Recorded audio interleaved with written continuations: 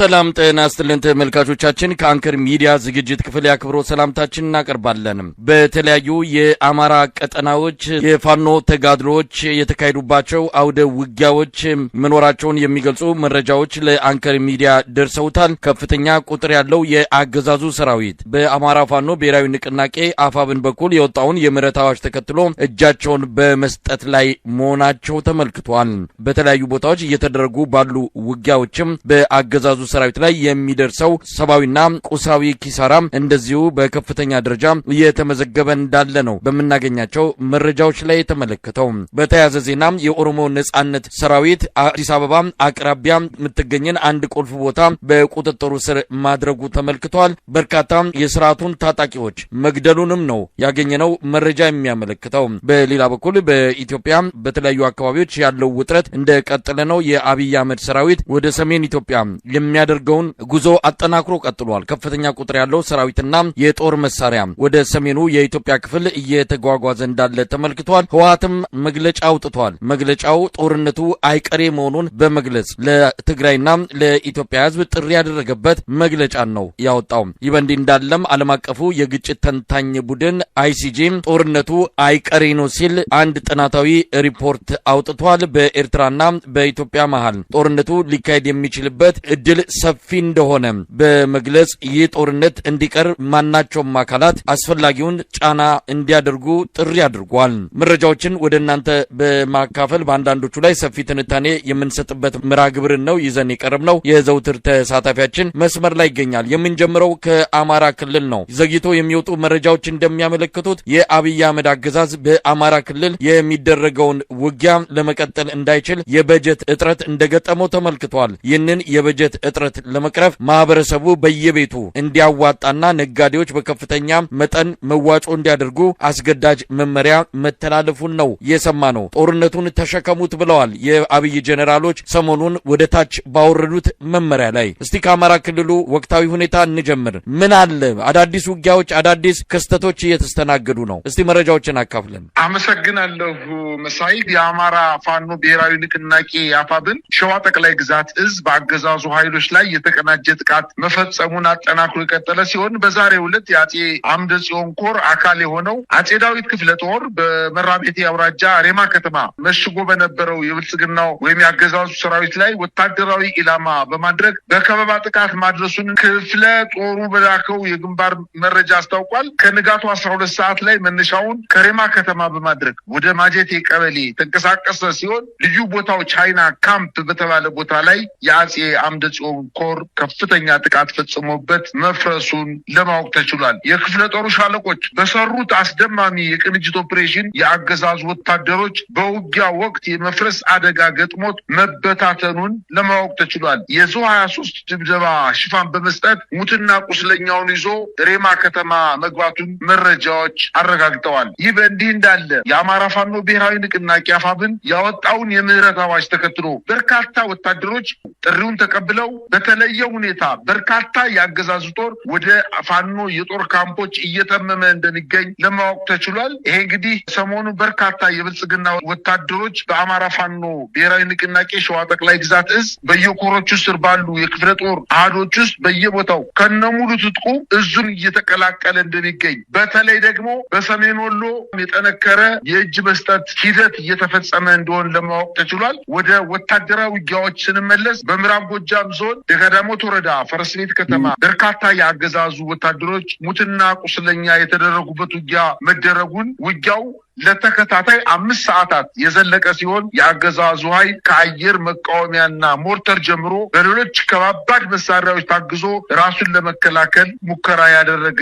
ቢሆንም ከወደ ፋኖ የተወሰደበትን የከበባና የቆረጣ ማጥቃት መቋቋም አቅቶት ሙትና ቁስለኛውን ማንሳት በማይችልበት ደረጃ መሽመድመዱን የመረብ ሚዲያም የጦር ግንባር ዘጋቢዎች ለማረጋገጥ ችለዋል። የብልጽግና ሰራዊት ስልጣኑን ለማራዘም ሲል የደሃ ልጆችን አስገድዶ የለብለብ ወታደራዊ ስልጠና በመስጠት በአማራ ህዝብ ላይ የዘር ጭፍጨፋ እንዲፈጸም ለማድረግ ሰራዊቱን ያሰማራ ሲሆን በዚሁ የቀጠለው ውጊያ በተመሳሳይ ፋኖ በህዝብ ላይ የተቃጣውን የህልውና አደጋ ለመቀልበስ አገዛዙ ያሰማራቸው ወታደሮች በደፈጣና በጨበጣ እንዲሁም በከበባና በቆረጣ በመደምሰስ ህዝቡን ከአገዛዙ ጥቃት መከላከል መቻሉን አስታውቋል። በሌላ ዜና በሰሜን ጎንደር ጠገዴ ወረዳ ሸምበቆ በተባለ ቦታ በተፈጸመ ጥቃት ከጎንደር ወደ ዳንሻ ሲጓዝ በነበረ የአገዛዙ የጦር ተሽከርካሪ ላይ ከፍተኛ ጉዳት በማድረስ በተሽከርካሪው ላይ የነበሩ የአገዛዙን ጦር መምታታቸውንና ተሽከርካሪዋንም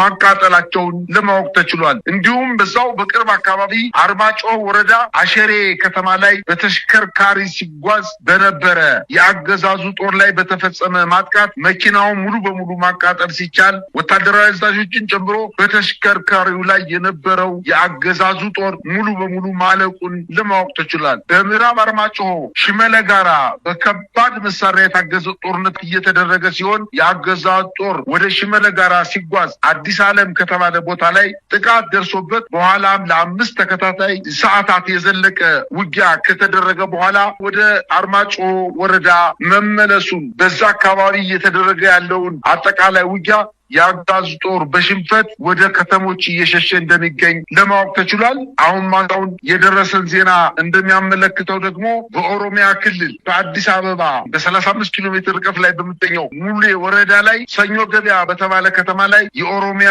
ነጻነት ሰራዊት በከፈተው ማጥቃት እንቅስቃሴ በስልጠና ላይ የነበሩ ከ70 በላይ የአገዛዙ ሚኒሻዎች መደምሰሳቸውንና የኦሮሞ ነጻነት ሰራዊት ከተማዋን መቆጣጠሩን ከሰሞኑ በርካታ ከተሞችን እና አካባቢዎችን እየተቆጣጠረ እንደሚገኝና በአንዳንድ ቦታዎችም ላይ የትራንስፖርት አገልግሎት መቋረጡን በተለይ በሰሞኑ በዝዋይ ዱግዳ በሚባለው ወረዳ ላይ በርካታ የሚኒሻና የአድማ ብተና አባላትን ከገደለ በኋላ አሁንም ዝዋይ ዱግዳ የሚባለው ወረዳ በኦሮሞ ነጻነት ሰራዊት እጅ መግባቱን አሁን ደግሞ ምዕራብ አዲስ አበባ በኩል ወደ ጎጃም መውጫ አካባቢ በሚገኘው የኦሮሚያ ክልል ውስጥ ሰኞ ገበያ በምትባለው ከተማ ላይ በድንገት ያልታሰበ ጥቃት ተፈጽሞ ከተማዋን ከመቆጣጠራቸው በተጨማሪ አሁን ወደ አዲስ አበባ እያደረገ ያለው እንቅስቃሴ እየጨመረ መምጣቱን ለማወቅ ተችሏል። እንግዲህ በአለፉት 2 ቀናት በአማራና በኦሮሚያ ክልሎች የተደረጉ ውጊያዎችን የተመለከቱ መረጃዎችን ነው ያካፈልከን። የኦሮሞ ነጻነት ሰራዊት አዲስ አበባ አቅራቢያ አድፍጧል። ዱከም ድረስ እየመጣ ጥቃት የሚሰነዘርበት የአገዛዙን ፖለቲካዊና ወታደራዊ መዋቅሮች ላይ እንደዚሁም ተቋማት ላይ የሚያደርሰው ጥቃት ሰሞኑም እንደዚሁ ተጠናክሮ ነው የቀጠለው።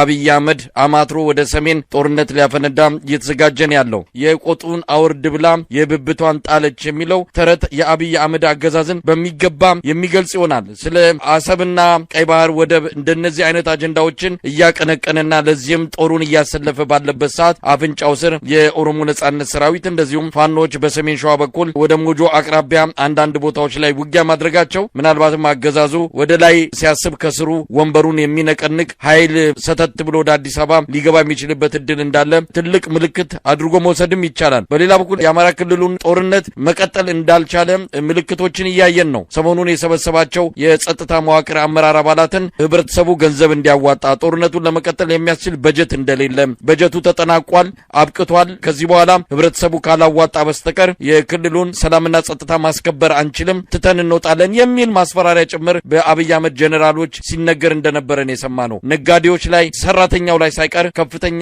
መጠን ያለው መዋጮ እንዲሰበሰብ ነው መመሪያ እየወረደ ያለው። እንግዲህ የአማራ ህዝብ የሚሞትበትን ጦርነት በራሱ ገንዘብ ጥይት እንዲገዛበትና መሳሪያ እንዲገዛበት እንዲያደርግ ነው እየተፈረደበት የሚገኘው። ከዚህ በላይ ጭካኔም የለም። ሰሞኑን በሽንፈት ብዙ ኪሳራ ያስተናገደው የአብይ አህመድ ሰራዊት በተስፋ መቁረጥ የገበሬዎች ቤት ውስጥ በመግባት ወታደሮቹ እህል እያወጡ የሚደፉበት፣ ሴቶችን የሚደፍሩበት እንዲህ አይነቱ ክስተት ኢትዮጵያውያንን በእጅጉን አሳዝኗል። በተለይ በቪዲዮ ባይቀረጽም ሴቶች፣ እናቶች፣ ህጻናቱ ሳይቀር በአገዛዙ ሰራዊት መደፈራቸውን ነው ያገኘነው ሪፖርት የሚያመለክተው። ነገር ግን ራሳቸው እየቀረጹ የገበሬውን እህል እያፈሰሱና መሬት ላይ እየደፉ የሚታይበት ቪዲዮ በከፍተኛ ደረጃ ህብረተሰቡን ያሳዘነ ጉዳይ ሆኗል። ምንድን ነው ማለት የሚቻለው? እነዚህን ነገሮች ተመልክተን አገዛዙ አማራ ክልል ላይ በተስፋ መቁረጥ እየወሰዳቸው ያለው የጭካኔ እርምጃዎች እንደዚሁም መዋጮ ህብረተሰቡ እንዲያዋጣ ያስተላለፈው አስገዳጅ መመሪያ በራሱ ህብረተሰቡን ለበለጠ ቁጣ እንደሚዳርግ ነው የሚጠበቀው። ምን ማለት ይቻላል? መሳይ አገዛዙ እኮ ዛሬ አይደለም የአማራን ህዝብ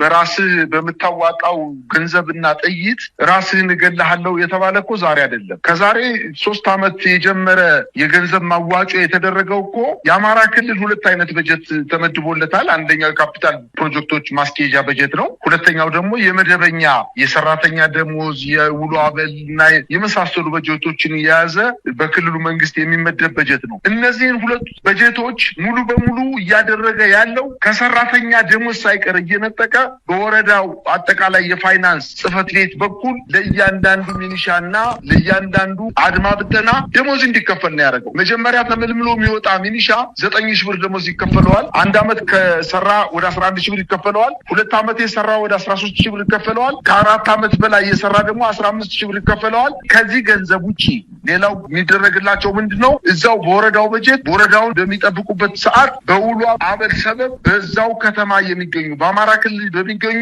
ከ100 በላይ ወረዳዎች ላይ የምግብ በጀታቸውን በወረዳው በሚገኙ የምግብ እና ሆቴሎች፣ ሬስቶራንቶች ላይ በጀት ተመድቦላቸው ሆቴል ነው እየተመገቡ ያሉት ሚኒሻ እና አድማ ብተና። ስለዚህ አጠቃላይ የወረዳውን በጀት እየተመገበ ያለው እና እየተጠቀመበት ያለው ሚሊሻና አድማ ብተና ፖሊስና የጸጥታ አካል በአጠቃላይ እና የብልጽግና አመራሮች ናቸው በጀቱን በጋራ እየተጠቀሙ ያሉት። ምናልባት ትርፍ ገንዘብ ካለ ለሰራተኛው ደሞዝ ይሰጣል። አለዛ በከተማ ላይ የሚደረግ የልማት ፕሮጀክቶች ቆመዋል። 4 ዓመት 5 ዓመት ሆኗቸዋል። ሙሉ በሙሉ ገንዘባቸውን እየተጠቀሙ ያለው በዚህ ነው። አሁን ይሄ አልበቃው ያለው ስርዓቱ ነጋዴውን ተመልሶ እንደገና በደሞዝ መልክ ያለውን የመንግስት ሰራተኛ እንዲሁም ጥቃቅን እና አነስተኛ የሚሰሩ ጉልት የሚሰሩትን ጭምር በከተሞች ላይ ሰብስበው ራሳችሁ ምንገልባችሁ ራሳችሁ ምናሳደድባችሁን ገንዘብ ራሳችሁ ታዋጣላችሁ በማለት አንደኛ በክልሉ የሚገኙ ሁሉንም ነጋዴዎች ማለት የሚያስችል ደረጃ ገንዘብ መዋጮ እንዲያዋጡ ከፌደራል መንግስት በቀጥታ ለክልሉ መንግስት፣ የክልሉ መንግስት ደግሞ ለእያንዳንዱ ዞን ለእያንዳንዱ ወረዳ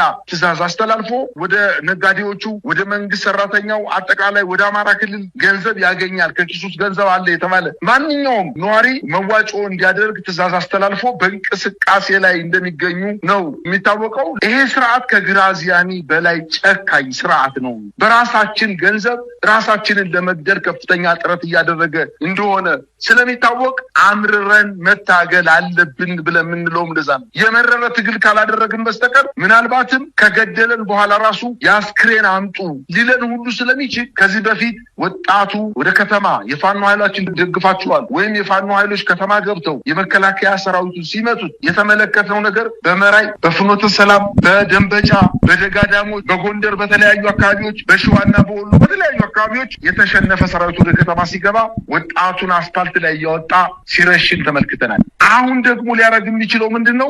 የተረሸኑትን ሰዎች ጥይት አባክናቸዋልና ወላጆቻቸው አስክሬን የምታነሱት ገንዘብ ስትከፍሉ ነው በማለት የድሮ ዘመን ወደኋላ ተመልሰን እንድናስታውስ እያደረገ ስለሆነ እያንዳንዳችን ቤት ችግሩ ወደ ማንኳኳት እየመጣ ስለሆነ ወጣት ልጅ ያለሽ እናት፣ ወጣት ልጅ ያለህ አባትም ቢሆን በአርበኝነት ሚስትህና ሴት ልጆችህን ለመጠበቅ ወደ ትግል መውጣት እንዳለብህና ይህን ስርዓት አምርረን ካልታገል ነው በስተቀር ገና ጉድ የሚያሳየን ነገር ሊያመጣ የሚችል መሆኑን ነው። ይህን ያልኩበት ምክንያት በዋናነት ስርዓቱ አንድ ነገር ኮሽ ባለ ቁጥር ሰሜነኞች ወይንም የትግራይ ኃይሎች ለጦርነት ራሳቸውን ለመከላከል ተዘጋጅተዋል። የአማራ ህዝብ አማራ ፋኖ የሚባል በጭንቅ የተወለደ ከጥቃት ለመከላከል እየተጋፈጠና እየወደቀ ያለ የአማራን ህዝብ ከመከራ ለማዳን እንቅስቃሴ ያደረገ ህዝብ አለ። ይሄ ያስፈራው ስርዓት ትናንትና ይገሉኛል፣ ወደ ወለጋ መሄድ አልችልም፣ የወለጋ እንትን ይጠላኛል ብሎ በይፋ በሚዲያ የተናገረ ግለሰብ ዛሬ ሄዶ በወለጋ አካባቢ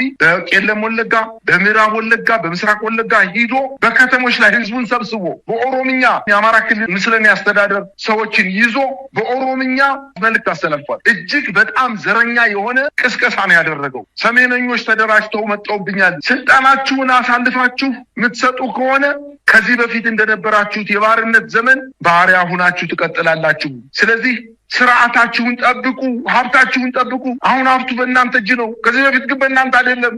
ጭሰኛና ባሪያ ነበራችሁ። ስለዚህ ጭሰኛና ባሪያ ያደረጋችሁ ስርዓት አሁን ተደራጅቶ እየመጣላችሁ ነውና ጥንቃቄ አድርጉ፣ ስርዓቱን ደግፉ፣ ከኛ ጋር አብራችሁ ስሩ በማለት ከፍተኛ የሆነ የዘር ቅስቀሳ እያደረገ ነው የሚገኘው። እንደተለመደው ከዚህ በፊት እንደሚያደርገው የሆነ ጭፍጨፋ ሊፈጽም በኢትዮጵያ ሕዝብ ዘንድ የሆነ ተንኮል ሲያስብ ጉዞ ነው የሚያደርገው። በጉዞውም ከፍተኛ የሆነ የዘር ቅስቀሳ ነው የሚያደርገው። ስለዚህ የትግራይ እና ከኤርትራ በኩል እንዲሁም ከአማራ በኩል ላደርገው ላሰበው ጦርነት ቅድመ ዝግጅት እያደረገ ስለሆነ አሁን እኛ የተረዳነው ነገር በአጭር ቀናት ውስጥ ወደ ሰሜን ኢትዮጵያ አካባቢ ከፍተኛ የሆነ ግጭት ሊከሰት እንደሚችል፣ ነገር ግን ሰራዊቱ ተሰላችቷል።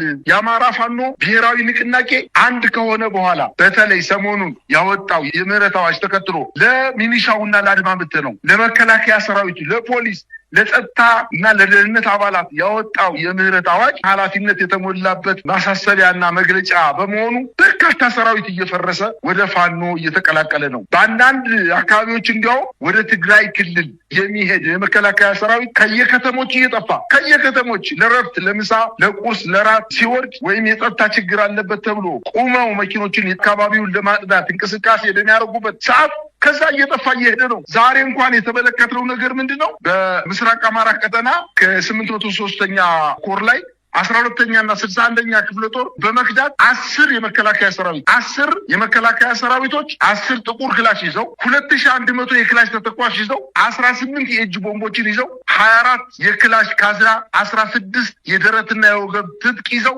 በዛው አካባቢ የሚገኘውን የማረጉ ተፈራ ክፍለ ጦርን መቀላቀላቸው በደቡብ ጎንደር 18 ወረዳዎችን ፋኖ ሙሉ በሙሉ ከተቆጣጠረ